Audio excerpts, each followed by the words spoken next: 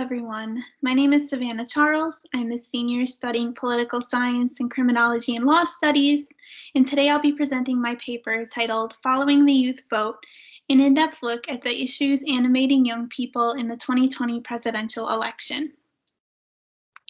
The research questions I explored for my project include what issues are important to young voters? When it comes to these issues, do young and old voters want different things from government? How are the candidates talking about these issues in their campaign messaging?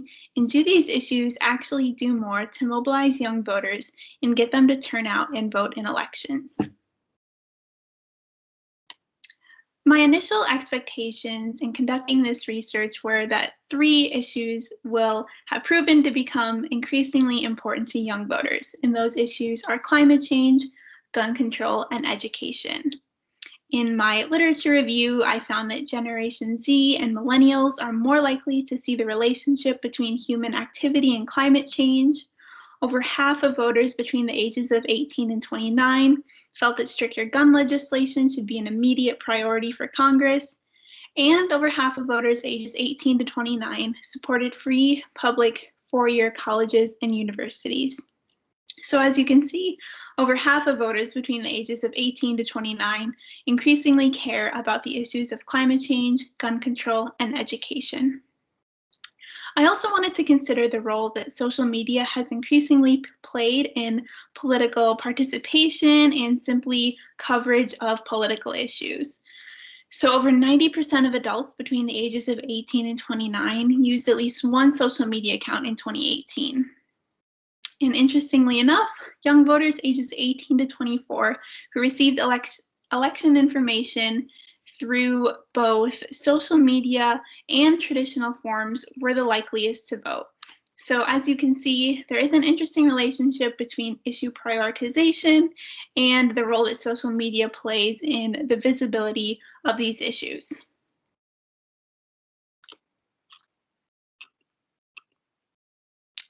The data comes primarily from the Elecurator Survey, a nationally representative opinion poll of Americans in the 2020 presidential election.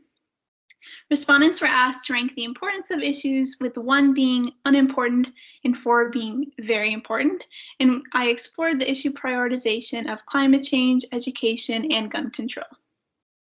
Respondents were also asked 2 open-ended questions. The first one being, what is the most important issue to you in this election? And what issue are you not hearing about enough from the presidential candidates?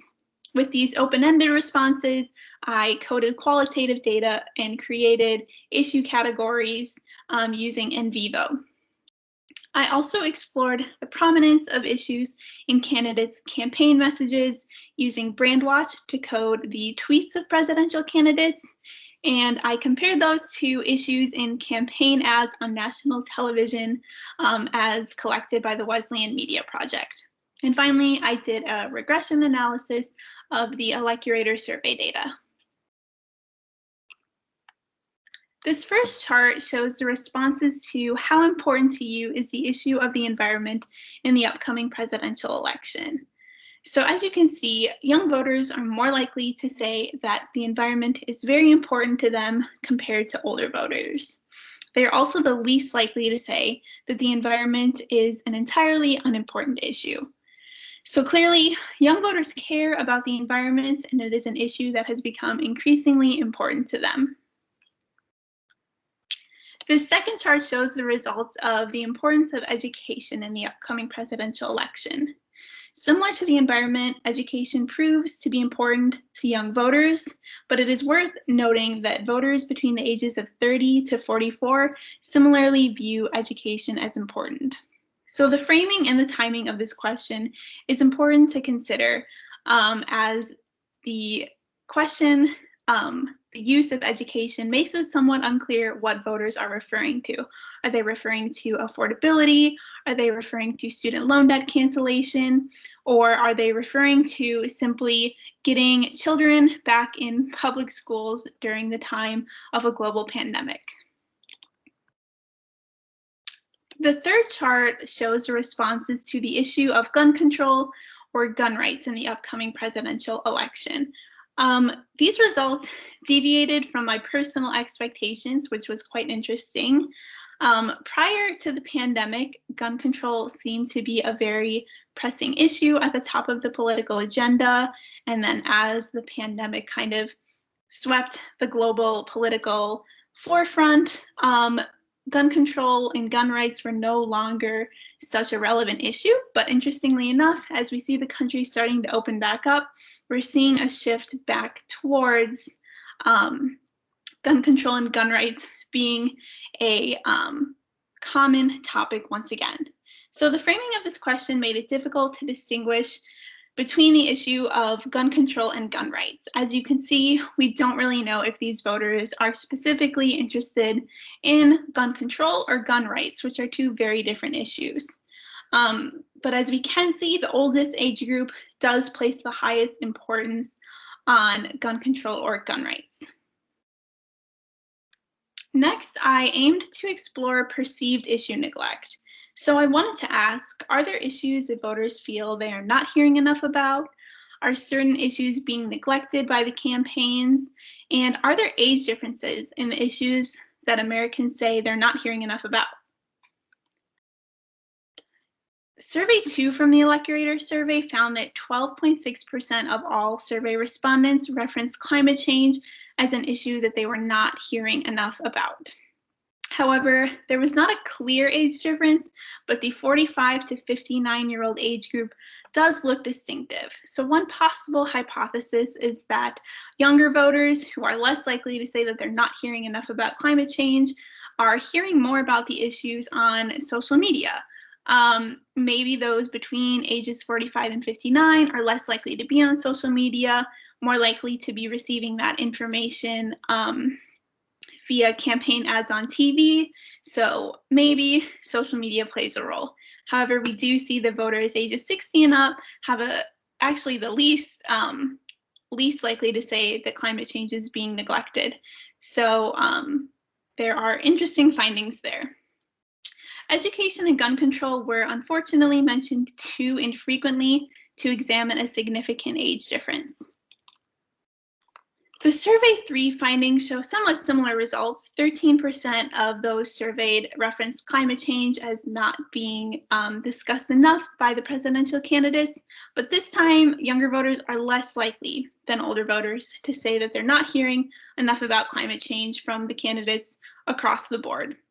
So we see a very similar percentage from voters between the ages of 30 and up, and then we see a notable drop from voters ages 18 to 29.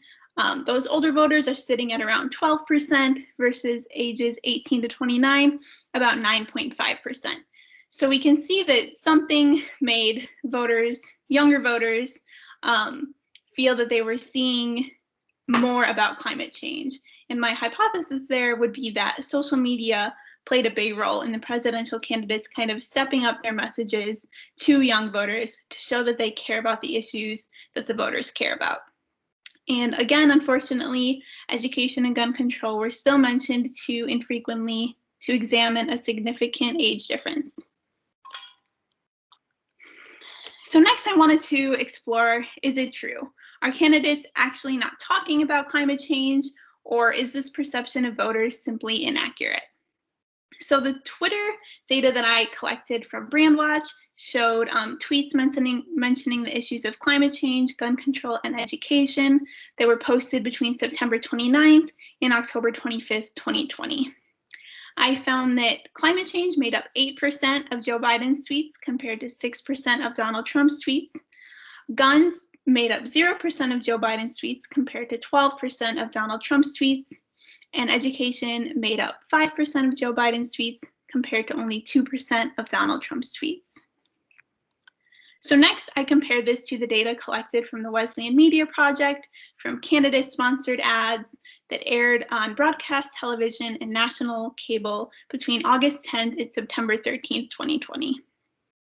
According to the data collected by the Wesleyan Media Project, Joe Biden mentioned climate change and global warming a total of 6,123 times for a total of 4.7% of all issues mentioned. Donald Trump mentioned energy policy, the most closely related topic to the environment and climate change, a total of 136 times for a total of 0.3% of all issues mentioned. Younger voters' likelihood of voting. So in exploring the likelihood of voting amongst young voters, I first looked at, of course, the other categories of voting, which seemed to match up with previous research and literature that suggests older voters, more highly educated, partisans, and those with greater political interests are more likely to say that they will definitively vote in 2020. More interestingly, all else equal, individuals who say that climate change is an important issue are also more likely to say that they will definitely vote in 2020. And what I find to be the most interesting is that the mobilizing impact of climate change on vote likelihood is greater for younger citizens. So we are seeing how the issue of climate change has a likelihood to actually get young voters to turn out to vote. In conclusion, I take away that climate change is an especially important issue among young voters. We see that repeatedly throughout the data that I collected, that young voters view climate change as important and something that they want to be talked about. Climate change is an important issue for mobilizing the youth vote, as voters who place a greater importance on climate change were more likely to say that they would definitely vote in the presidential election. And finally, based on the youth turnout in the 2020 presidential election, there are some questions that remain for the future. Will candidates learn from the 2020 presidential election and amplify the issues that young voters care about to earn their vote? Will they strive to amplify those issues on social media and build connections with young voters? Or will we see that this increase in youth voter turnout in the 2020 presidential election was simply due to the global pandemic, due to the leadership of former President Donald Trump, or something else entirely that is not indicative of a long-term trend? Thank you so much for taking the time to listen to my research.